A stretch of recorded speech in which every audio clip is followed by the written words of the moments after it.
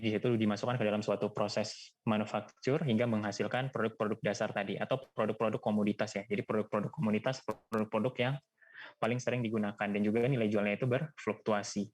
Contohnya apa? Ada di bidang pertanian, ada di bidang energi. Nah, itu nanti biasa digunakan sebagai produk-produk komoditas. Nah, biasanya produk-produk berbahan dasar kimia itu nanti bisa juga untuk menghasilkan produk-produk industri itu diolah lagi hingga menghasilkan yang disebut dengan produk-produk industri. Nah, selain itu, produk-produk berbahan dasar kimia tadi itu bisa lagi diolah hingga menghasilkan produk-produk yang langsung dapat digunakan oleh konsumen. Jadi ada 3 ya, ada produk kimia dasar, produk industri, dan juga produk untuk konsumen. Itu dia produk-produk yang diperoleh dari proses pembuatan melibatkan perancangan proses. Nah, kemudian untuk langkah-langkah dalam membuat dan memproses. Jadi yang pertama itu menentukan.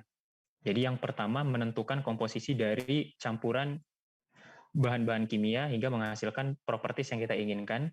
Nah, yang kedua itu kita harus membuat flow sheet. Jadi kita udah tahu yang pertama itu, wah ini ada peluang nih. Kemudian kita lakukan seleksi pasar, kemudian kita dapat ide, kemudian hasilnya tadi itu kita lakukan integrasi, kemudian hingga kita buat ke dalam suatu bentuk flow sheet ya. Kemudian kita lakukan seleksi proses di situ. Seleksi proses dengan kondisi-kondisi terbaik dengan beberapa pertimbangan. Nah, kemudian hasilnya nanti apa? Hasilnya disesuaikan dengan keinginan pasarnya tadi itu, apa yang diinginkan oleh konsumen. Jadi itulah langkah-langkah dalam menentukan suatu produk dan proses. Ada 3. Ini kelihatan nggak ya? Kayaknya nggak ya? Gambarnya.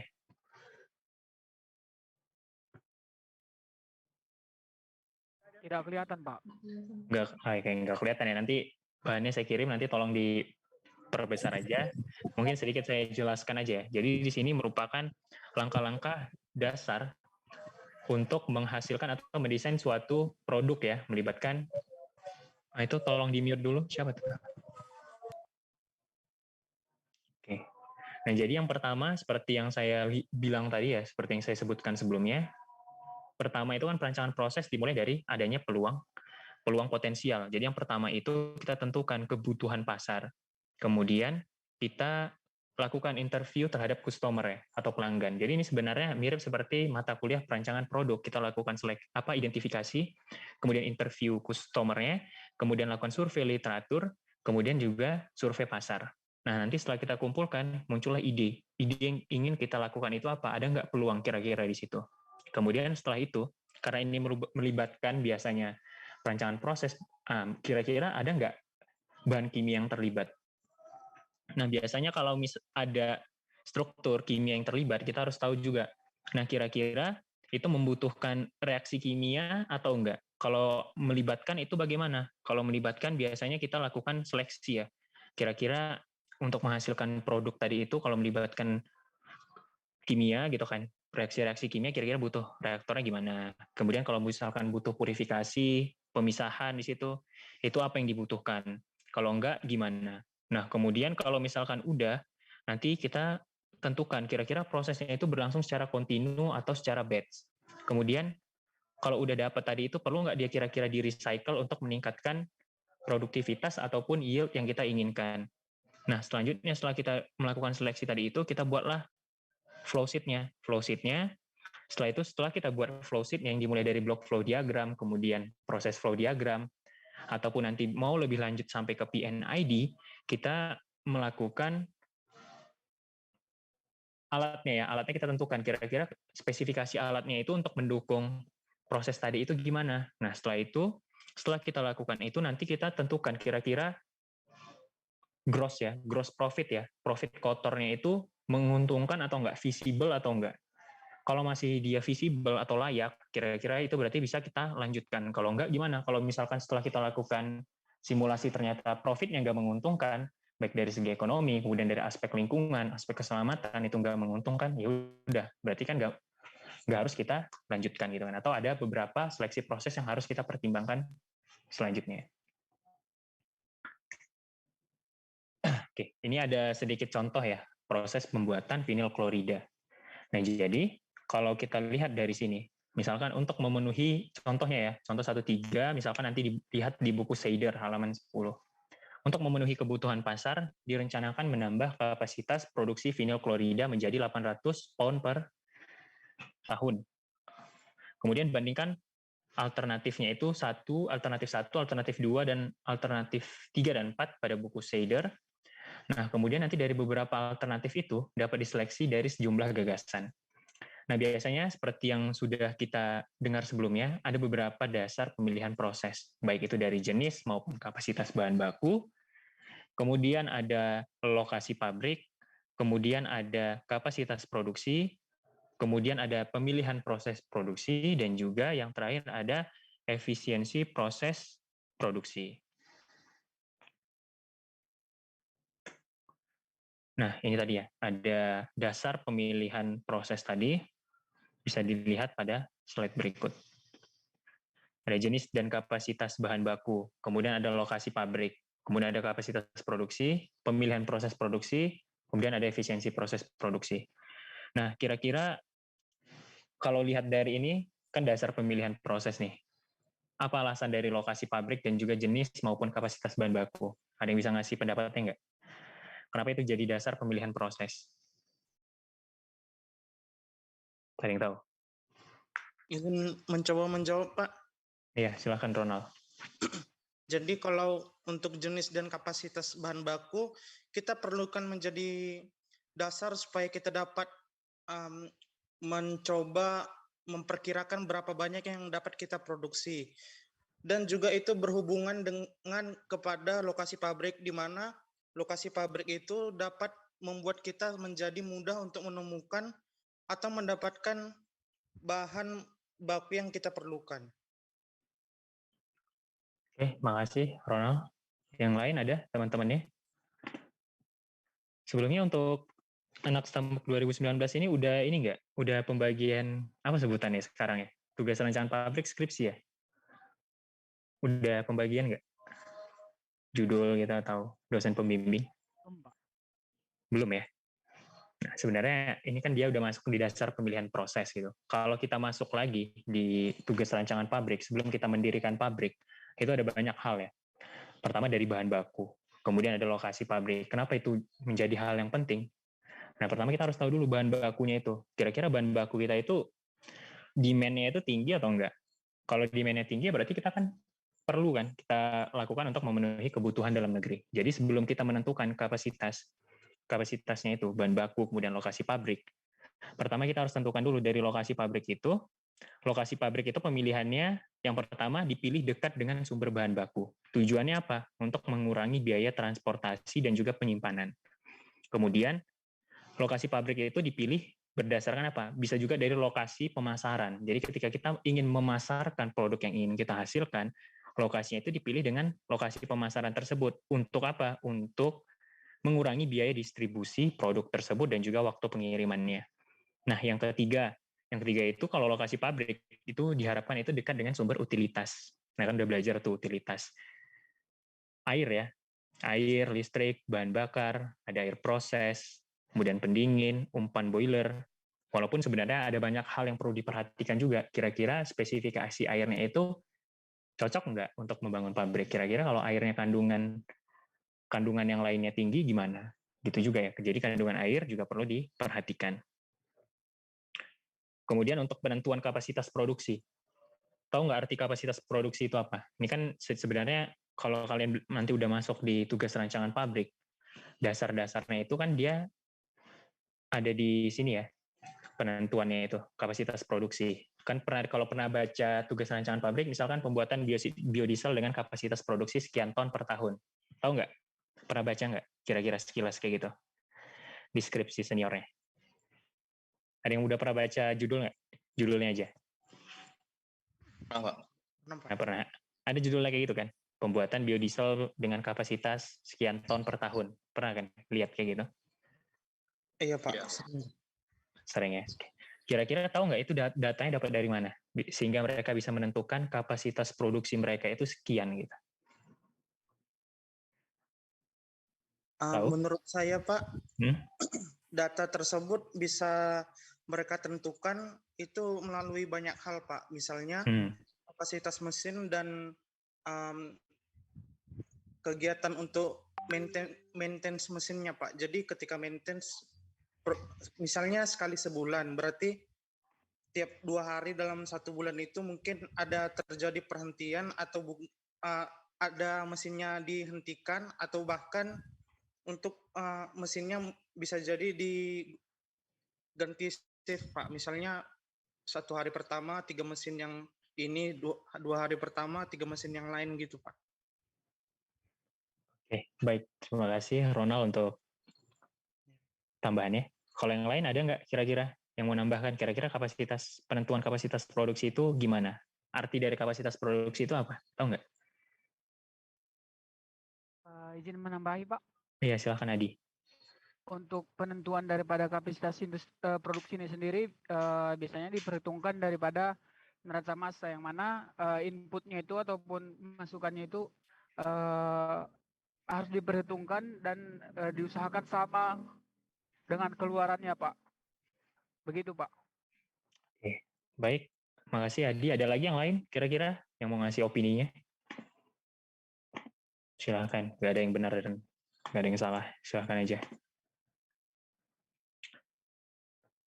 Nggak ada? Nah, jadi saya ini kan ya, tambahkan sedikit. Sebenarnya kita harus tahu dulu, kapasitas produksi itu apa? Kapasitas produksi adalah kapasitas yang mampu diproduksi oleh pabrik itu dalam satu satuan waktu tertentu gitu.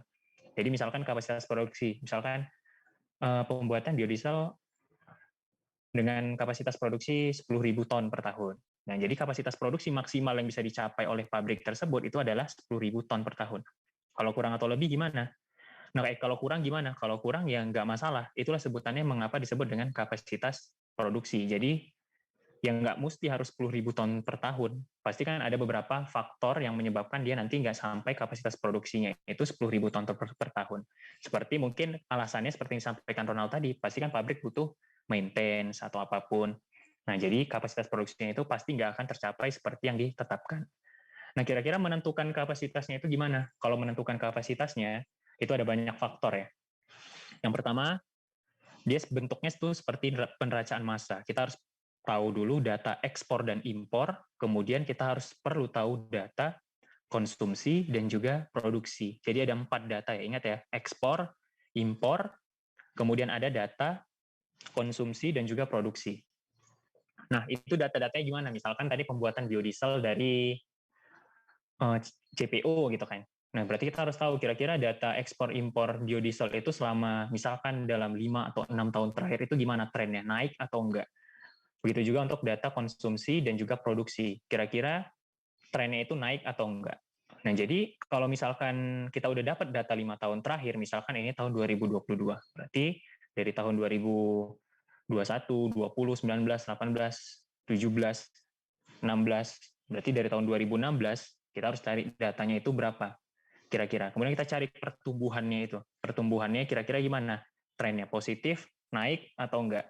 Kalau udah dapat gimana?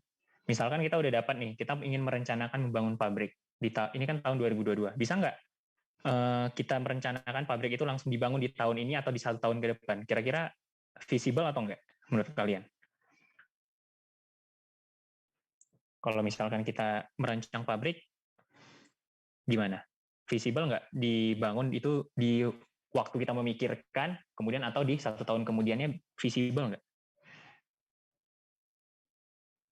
Kalau menurut saya, Pak. Gimana, Di? Kurang, Pak, kalau menurut saya, Pak. Ya, oke. Yang lain ada yang punya pertimbangannya?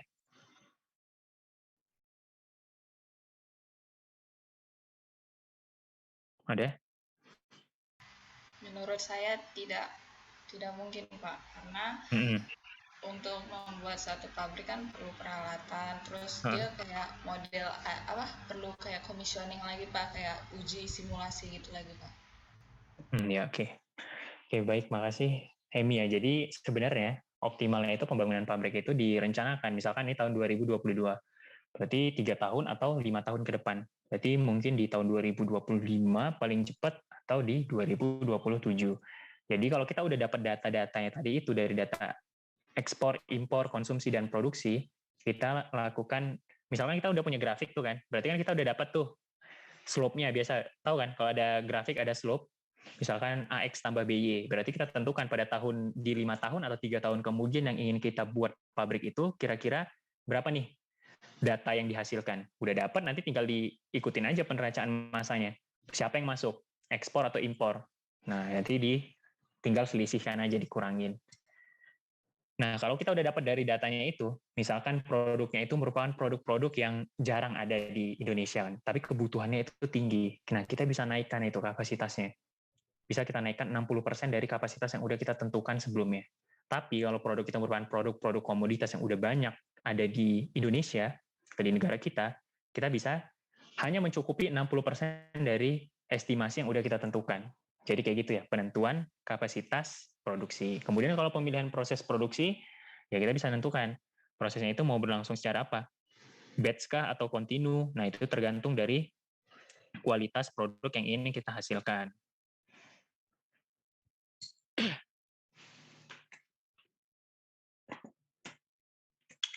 Oke, sampai sini ada yang mau ditanyakan nggak? Jadi itu beberapa dasar pemilihan proses ya.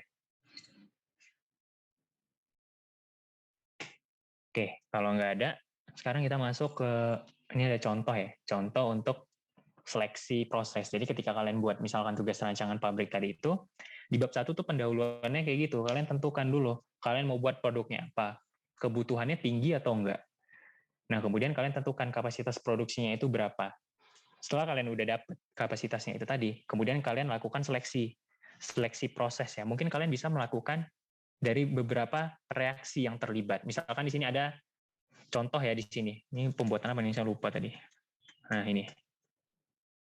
Vinyl chloride juga nih. Ini proses pembuatan vinyl chloride ya. Jadi ada tiga reaksi.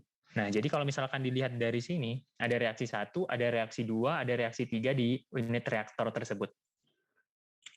Nah, langkah yang pertama itu apa? Langkah yang pertama karena dia reaksinya adalah reaksi yang jamak ya sebutannya ya.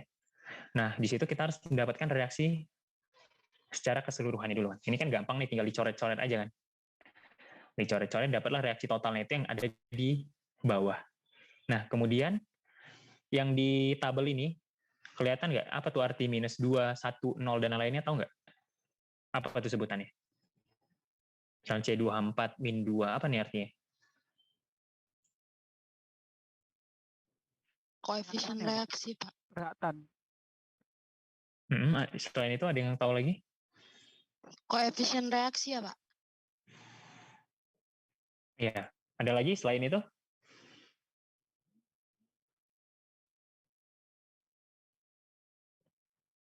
Koefisien stokiometri ya. Berarti kalau dia nilainya negatif, kenapa bernilai negatif? Reaksi. Iya, benar ya. Bila ya, berarti kalau dia negatif, berarti dia disebut dengan reaktan. Kalau dia bernilai positif, berarti dia berada di produk. Nah, kalau udah dapat nih, dari ketiga reaksi tersebut kan, kemudian kita juga udah dapat totalnya ya, reaksi total, kemudian kita dapat tuh beberapa koefisien stokiometrinya. Langkah selanjutnya gimana? Nah, dari reaksi ini, kita bisa menentukan gross profit-nya ya, laba kotor. Caranya gimana? Nah, tadi itu kan ada itu ya, ada sebutannya etilen ya, ada bahannya itu ada etilen, klorin, vinyl chloride, dan juga oksigen dan juga air. Tapi karena kita anggap oksigen dan air itu diambil dari unit utilitas, jadi kita nggak perlu pertimbangkan berapa harganya. Contohnya gimana? Contohnya etilen. Etilen di sini di kotak atau di tabel ini berat molekulnya adalah 28. Nah, kemudian molnya tadi mana? Diperoleh dari koefisien stokiometri tadi ya. Nah, berarti untuk mencari masanya berarti apa? Ya tinggal dikalikan aja dengan berat molekulnya. Dapatlah masanya. Nah, harganya dia berapa? Per kilo tadi berapa? 30.000. Berarti tinggal dikalikan aja. Berarti dapat harganya adalah sekian. Gitu juga untuk chlorine dan juga untuk vinyl chloride. Nah, kemudian untuk mendapatkan selisih untung dan ruginya gimana? Berarti kan tinggal dikurangin aja ya. Produk dikurangi dengan bahan baku yang terlibatnya. Berarti vinyl chloride dikurangi dengan etilen dan klorinnya. Dapatlah hasilnya itu sebesar, total harganya itu sebesar 1.730.000 untuk per kilo ya. Ini jadi untung kotor kita ya. Nah, kira-kira kalau misalkan dapatnya di sini bernilai negatif, kira-kira perlu dilanjutin atau enggak?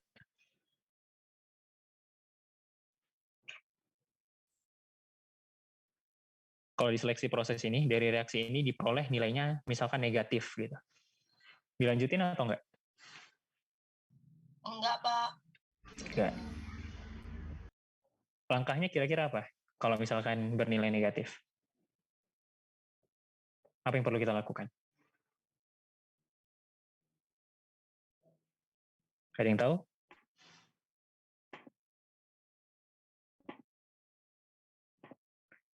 Kalau bernilai negatif, nah berarti kita bisa tinjau lagi ya. Jadi proses pembuatan produk-produk kimia itu kan ada banyak tuh reaksi-reaksinya. Kan nggak cuma satu reaksi, ada lagi menggunakan proses yang lain, reaksi yang terlibat itu kan ada banyak. Jadi kita bisa seleksi. Gitu. So, kalau yang udah nggak bisa lagi ya udah, nggak usah diterusin. Nah, kemudian ada nih contoh dasar pemilihan proses ya. Contohnya proses pembuatan amil asetat. Nah, jadi kira-kira kita mau pakai prosesnya apa nih? Batch ataukah continue? Ini contohnya. Jadi kedua proses ini prinsipnya itu sama, mereaksikan asam asetat dengan amil alkohol dengan proses esterifikasi. Jadi dengan mengetahui kelebihan serta kekurangan dari kedua proses tersebut, kira-kira mana yang lebih menguntungkan dari segi teknis, ekonomis, dan juga dampaknya terhadap lingkungan. Nah, kalau untuk proses batch gimana? Nah, ini kan ada nih keterangannya.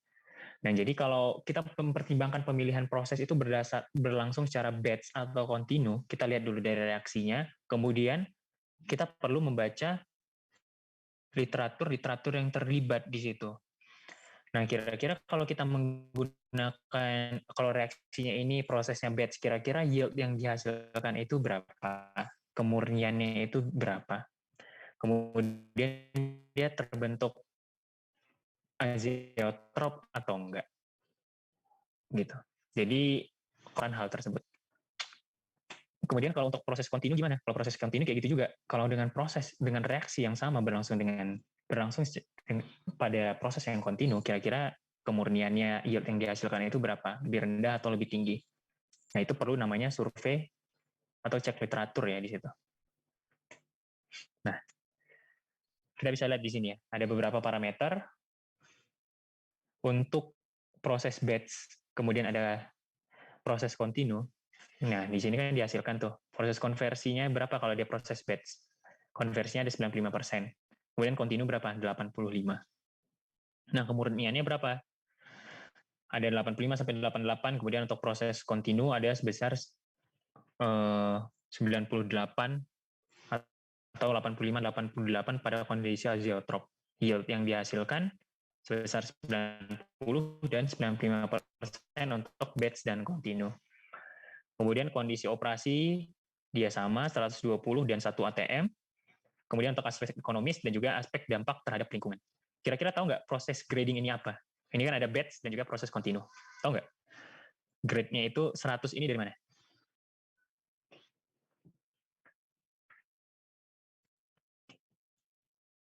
Ada yang punya ini? Ada yang mau ngasih saran? Atau pendapatnya?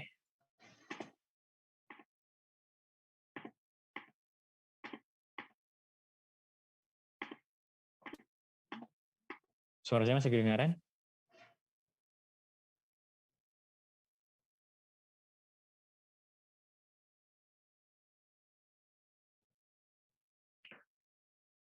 Halo?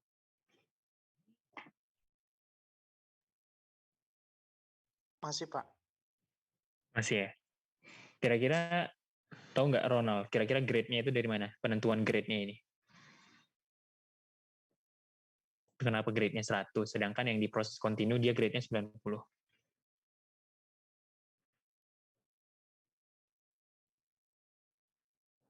Ayo coba dulu.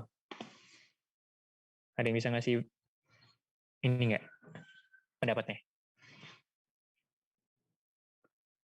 Rivaldi mana Rivaldi? Tahu nggak kira-kira? Saya, Pak. Kira-kira grade-nya ini 100, misalkan yang di batch nilainya 100 dan juga di kontinu itu 90, tahu nggak dari mana?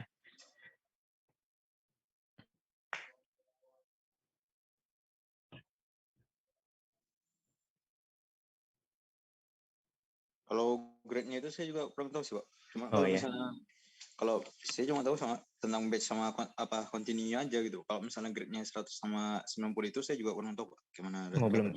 Oke, belum dapat ya. Berarti nanti gini, jadi langkah pertamanya kalau ada reaksi yang sama, kita mau lakukan prosesnya itu kira-kira berlangsung secara batch, kontinu atau semi batch atau apapun itu nanti, kita kan perlu cari dulu tuh literaturnya. Kira-kira kalau dia berlangsung dengan proses batch, konversi, yield, kemurnian dan apapun itu, dan juga kondisi operasi, dia berapa nilainya. Kemudian proses gradingnya itu gimana? Proses gradingnya kita lihat, kalau proses batch di sini, misalkan konversinya bernilai 95, sedangkan di proses kontinu berlangsung, dia konversinya berlangsung atau dia hasilnya itu sebesar 85%. Berarti untuk mendapatkan gradingnya, berarti yang lebih tinggi yang mana? Yang batch kan? Yang 95 kan? Dibandingkan dengan yang kontinu. Ini bebas grading ini. Kalau kalian bisa ngelihat aja, berarti kan 95 sama 85 lebih tinggi yang di proses batch kan? Makanya dibuat gradingnya itu 100. Atau kalau mau gampangnya, mana yang lebih tinggi? Berarti kan 95. Berarti 95 per 95 dikali 100. Berarti 100. Berarti kalau untuk yang proses kontinu gimana? 85 per 95 kali 100. Itu bebas, tergantung kalian gradingnya gimana. Yang penting kalian bisa menentukan mana yang lebih tinggi, mana yang lebih kecil. Nah gitu juga seterusnya. Nah kalau dia di kondisi operasi nilainya kan sama tuh. Dia suhu 120 derajat dan tekanan 1 atm. Sehingga gradingnya terserah kita mau lakukan dengan nilai maksimal atau apapun itu. Yang penting dia setara ya, equal. Nah untuk aspek ekonomis gimana? Berarti investasinya, kalau di proses batch berarti kan investasinya itu besar ya. Walaupun dia berlangsung secara proses batch, kita nggak mungkin cuma butuh itu alatnya cuma satu. Kita kan butuh alat-alat yang lain. Nggak mungkin dia berlangsung secara satu gitu aja kan. Menunggu, yang lain menunggu. Berarti kan dia perlu simultan. Berarti butuh banyak alat. Sehingga apa? Sehingga ROR. ROR tahu apa artinya? Di ekonomi teknik. Kepanjangannya aja lah. Apa artinya? Kepanjangannya. ROR. Rate of return. Apa artinya? Laju pengembalian. Laju pengembalian, Pak. Iya, laju pengembalian modal ya. Berarti kalau investasinya besar, berarti kan laju pengembalian modalnya pasti kecil. Sehingga POT apa? Payout time ya. Waktu untuk balik modalnya itu berarti dia lambat. Gitu juga untuk yang proses kontinu, berarti berlawanannya. Karena dia berlangsung secara kontinu, berarti alatnya pasti lebih sedikit dibandingkan yang proses batch. Sehingga investasi di alat tersebut pasti lebih sedikit, sehingga dia investasinya kecil. Nah, selain itu apa? Berarti laju pengembalian modalnya dia besar, dan payout time-nya itu dia cepat. Nah, untuk aspek dampak terhadap lingkungan, dia bisa dilihat di sini, mau dia berdasarkan apa? Polutannya, asam kah? Nah, bisa di grading sendiri. Nah, nanti setelah kita grading, kita totalkan. Nah, berarti dari beberapa aspek tadi itu, yang lebih visible untuk dilaksanakan, proses tadi itu dilaksanakan secara proses kontinu, gitu. Oke, sampai tabel ini untuk proses grading, ada yang mau ditanyakan? Untuk seleksi proses? Sebelum kita lanjut,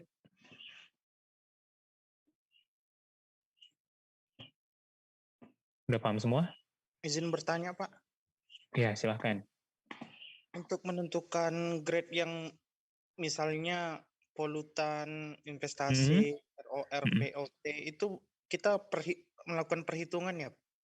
Oh, enggak. Kalau di tugas rancangan pabrik, ketika kita menentukan kira-kira proses ini, yang proses mana yang layak kita lakukan gitu, atau reaksi mana yang visible kita gunakan.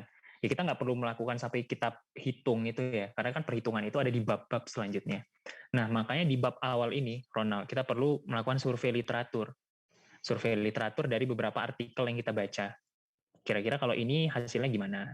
Ya kalau aspek ekonomis ini sebenarnya kayak logika berpikir aja. Kayak tadi misalkan proses batch. Proses batch itu kan dia nggak mungkin berlangsung, kan dia prosesnya ada akumulasi kan di situ, di proses batch. Berarti kan nggak mungkin alatnya itu cuma satu.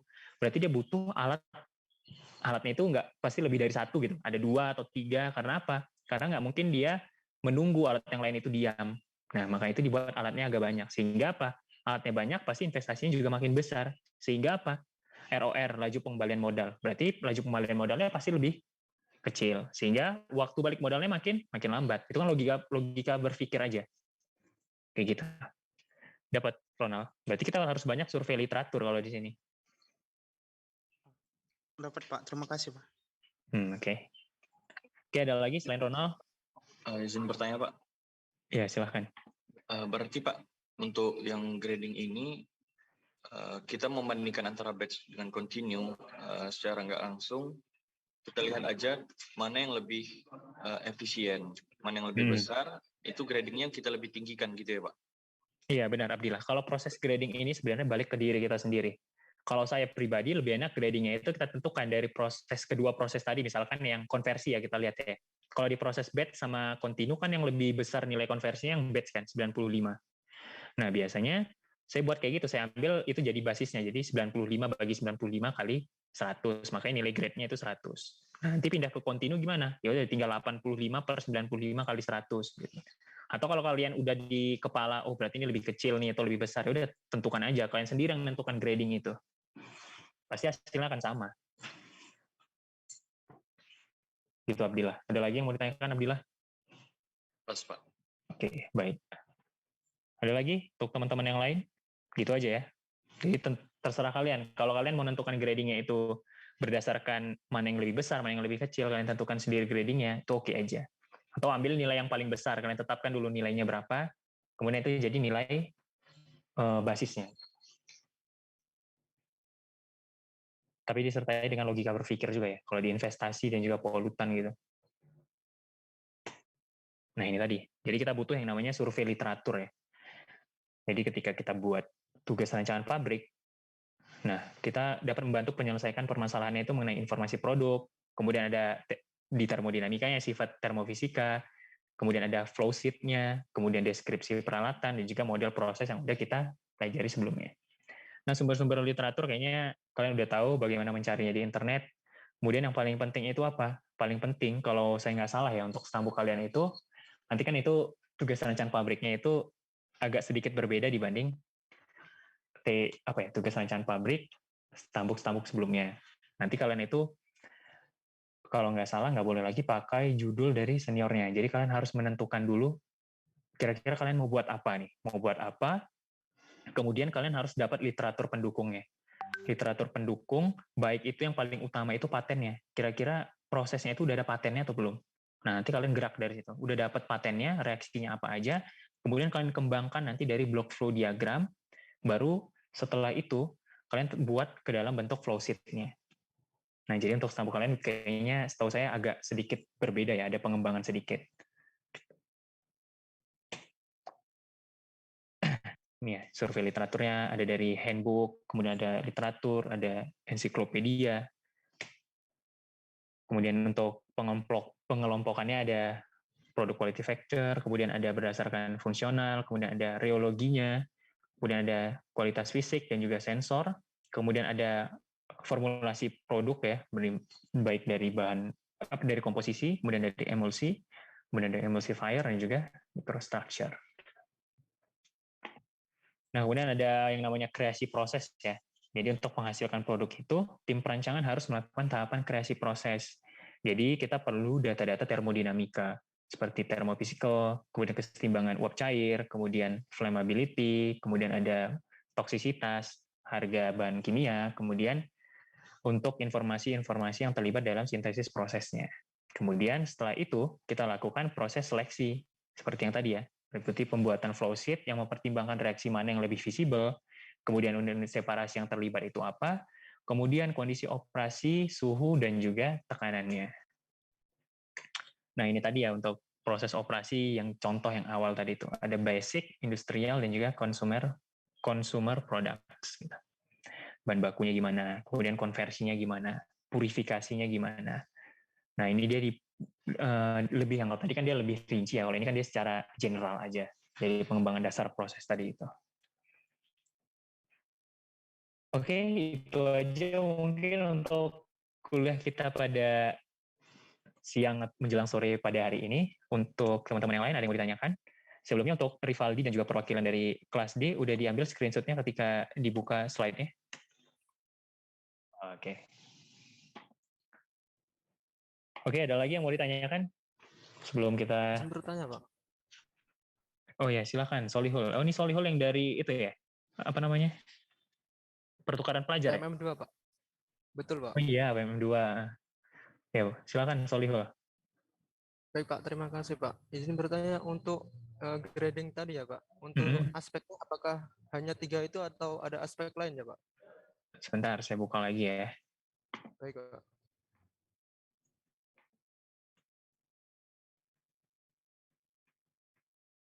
Yang ini tadi ya, Solihul ya, aspeknya ya. Iya Pak, betul.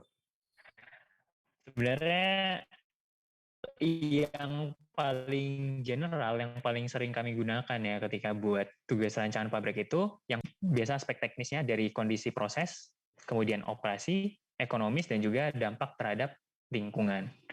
Biasanya 3 ini aja sih. Karena itu yang paling gampang untuk visible untuk mendapatkan data-datanya. Kalau kamu punya parameter yang lain yang bisa dipertimbangkan menjadi seleksi proses, nggak apa-apa, ditambahkan aja. Tapi selama ini saya ingatnya cuma 3 aspek ini, ekonomi, teknis, dan juga limbahnya, dampak terhadap lingkungan. Itu Solihul. Jadi kalau kamu punya data yang lain yang bisa dipertimbangkan untuk pertimbangan kamu dalam memilih proses, nggak masalah. Atau dari dampak terhadap lingkungan selain polutan mungkin apa lagi gitu kan, boleh kamu tambahkan. Sebelumnya Solihul kalau boleh tahu ikut yang 20 SKS berarti udah di Medan ya? Di Medan atau masih di Ponorogo? Alhamdulillah sudah di Medan Pak. Oh, udah di Medan. Berarti tinggalnya di mana? Di Asrama Putra USU Pak. Oh, berarti Solihul ngambil 20 SKS ya? Ya, 15 SKS di USU, 5 SKS-nya di kampus asal Pak. Solihul jurusan apa? Saya jurusan teknik elektro Pak. Oh iya, teknik elektro ya. Makanya seingat saya kalau di UM Ponorogo kan nggak ada jurusan teknik kimia kan? Oh iya, nggak ada Pak. Nggak ada kan? Yang ada teknik ada. mesin, informatika, elektro kan? 3 kan? Betul Pak. Ah iya. Jadi kok kenapa bisa masuk ke sini gitu? Kenapa? Karena ada mata kuliah yang CPMK-nya hampir mirip dengan mata kuliah ini Pak. Jadi saya mengambil ini untuk saya konversi. Gitu. Nggak apa-apa. Nanti diikutin aja pelan-pelan ya, Solihul ya. Kalau misalkan ada yang nggak paham, nanti boleh ditanyakan. Mungkin bisa tuh ditanyakan sama si Rivaldi atau si Gusniat. Oke, ada lagi yang mau ditanyakan untuk teman-teman semua?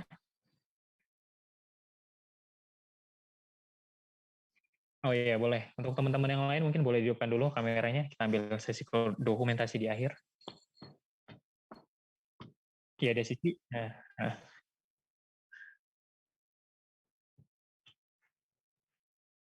Udah, yang lain hidupkan dulu ya kameranya ya. Oh, ada si Cindy.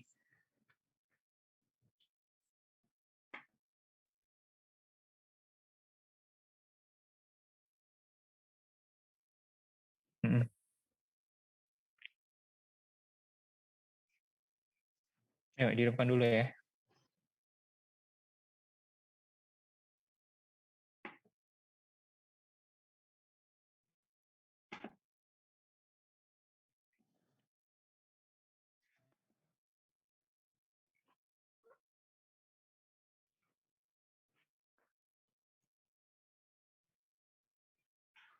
Oke, baik. Terima kasih untuk Rivaldi dan juga perwakilan kelas D yang udah ambil sesi dokumentasinya ya. Oh ya, sebelum saya akhiri, ada yang ngambil kerja praktek nggak sebelum apa ya? Selain siapa tadi itu ada tadi yang ngabarin saya. Ada nggak? Izin Pak, ada Pak. Siapa?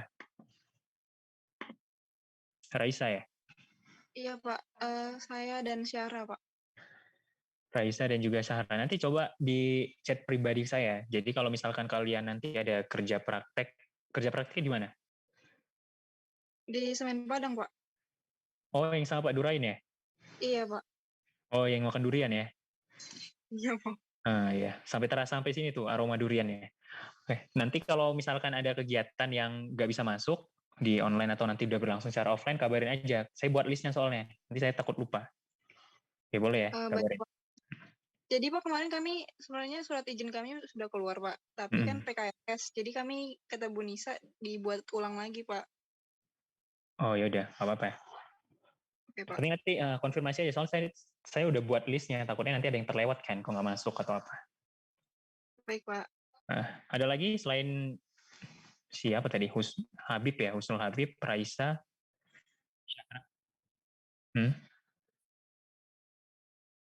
Perkuliahan minggu depan masih online karena kayaknya kelas juga masih masih direnovasi dan juga nggak tahu ya ada tawuran lanjutan atau enggak. Oke. Oke. Si Furkon nanti saya balikin ya yang kemarin. Lupa. Baik, Pak. Aman. Daniel mana Daniel? Iya, Pak. Nah, aman kan Daniel? Aman, Pak. Udah kalau tadi udah dibilang Daniel udah aman, berarti perkuliahannya udah bisa kita akhiri. Saya akhiri. Wabillahi taufiq wal hidayah. Assalamualaikum warahmatullahi wabarakatuh. Selamat sore, salam sejahtera, dan salam sehat untuk kita semua. Waalaikumsalam. Selamat sore, Pak. Terima kasih, Pak. Ya.